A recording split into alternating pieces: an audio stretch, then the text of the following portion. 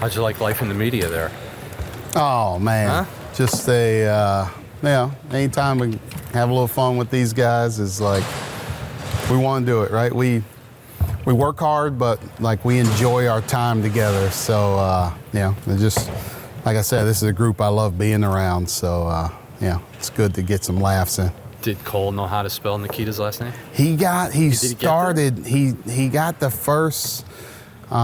Constant, and then he was done after that. So now we just need to work on Nikita spelling Cole's first name correctly. But I give him he said K instead of C. But, I don't know. Maybe it's something native. Anything new, anything surprising since we last talked to you about practice?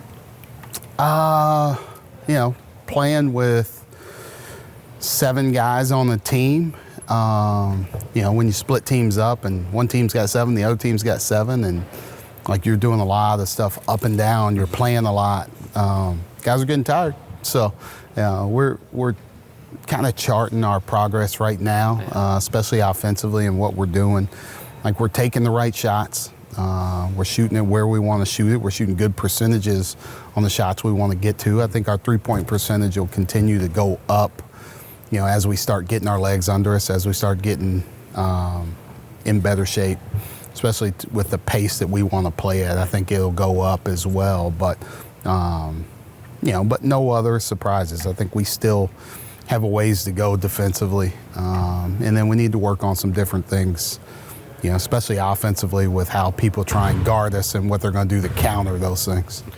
We just talked to a bunch of them. They're all pretty confident and excited for the year. How much do you like the fact that they're not shy about chasing big dreams this year? Yeah, I mean, they should, right? Like, we don't want to hide from anything. But we also don't, they should have expectations. And, we have a confident group. We have a tough group. We have a group that's together.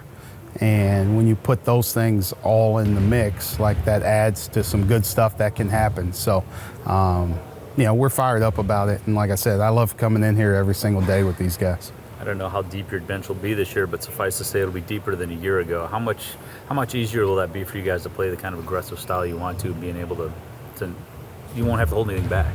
Yeah, that's right. Like being able to play the way we want to play. But then, there's hard choices to make too, right? Can't play everybody, but we're going to try to with the pace that we're going to play at. So it is. We can try and enforce our will and try and wear people down the best that we can, so we can play at the same pace from start of the game through the end of the game.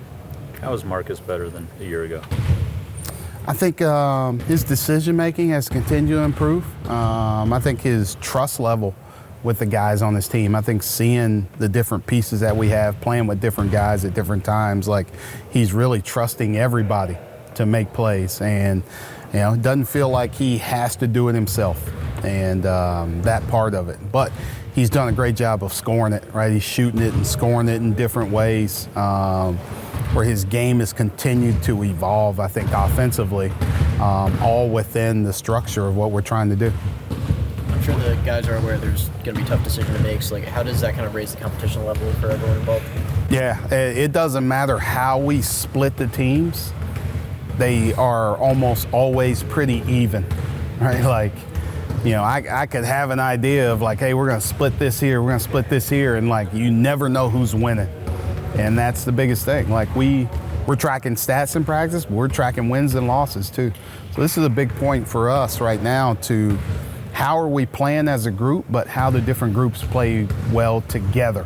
And that's how we kind of form, who's going to play.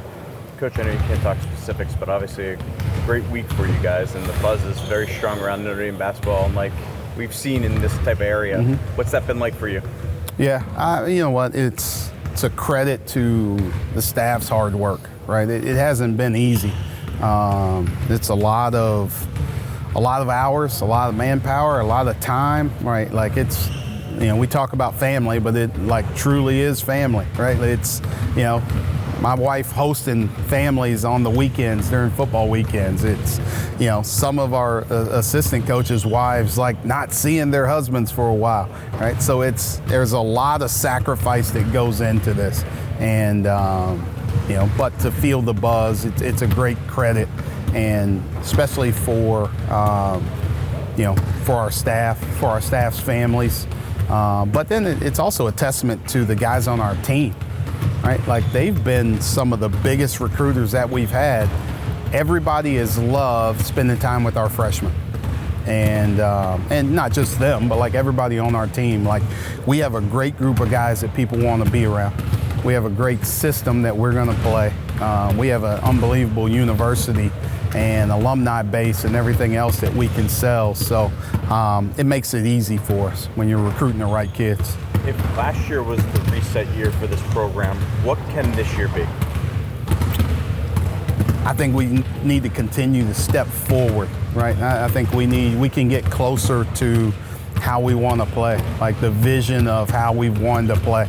And for me, that changes, right? Like, from year to year. I don't think you can look at one year and see the exact same thing the next year, especially in a style of play or a system with what we do. So, but how we move the ball, how we share the ball, how we compete, how fast we want to play, all of those things can begin to show themselves. And now you can start showing more film, right? Now I can show less Penn State basketball when I'm recruiting. I can show more Notre Dame basketball, right? And like, we're getting closer to that phase right now. And you kind of already mentioned this, but what's been the most rewarding process for this, just getting those 2025 commits for you? You know, I think the most rewarding is, just seeing the hard work pay off. Right? Sometimes you have no clue. And, somebody who I was talking to earlier said it's like turning on a faucet, right? Like, once you turn it on, it can get rolling. But if it never gets turned on, then like that's a struggle too. And right, we were at a struggle for a while. And 2025 has been a slower cycle for recruiting across the country. So you never know what's going to happen. It just so happened for us at one time. But like, the payoff, like the hours that you put in, the time, but also the plan, right? This has been, since I got the job last year, what we've pointed towards and what we've tried to do. Now you're kind of seeing that come to fruition a little bit. Micah, what's your sense for those recruits buying into not just you or Notre Dame, but what the growth you guys saw on the court this past season? Yeah, I think, a lot of it, I think that growth is, it's what we're pointing towards. Okay. Right? I don't know if they could always see it, but you can in stretches, and now see it more consistently. But we continue to keep building. Like, what we want to do is stack good classes on top of good classes and keep adding good players. And I love the foundation that we have, right? We're getting back to a little bit old school where, you feel good about your seniors next year. You feel good about the junior class that'll be there. You feel good about the freshmen now that'll be sophomores, and now the group that's coming in. You keep stacking classes together of guys that fit. Now your vision can start to come out for everybody to see it. Instead of just being my vision and showing a couple people, now more and more people start to see it, start to buy into it, and start to believe in it. What's the challenge of the uncertainty with scholarship math, whether the settlement goes through, and how are you guys handling that? Yeah, it's, I don't think you can ever, right? You have to sell an opportunity. I think if you get to 15 scholarships, it's hard to sell opportunity, right? You're just asking for people to transfer. That's what you're asking for, right? Because if I tell you have an opportunity and there's 14 people on the roster next to you, you're like, how, when, where, right? But we can point to it, I think. It's a constant math problem, I guess, right, to figure out what's best. But we always want to do what's best for our university, and we always want to do what's best for our program.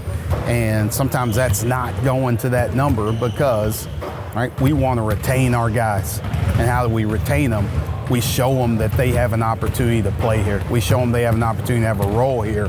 And you can do that when it's not a full boat.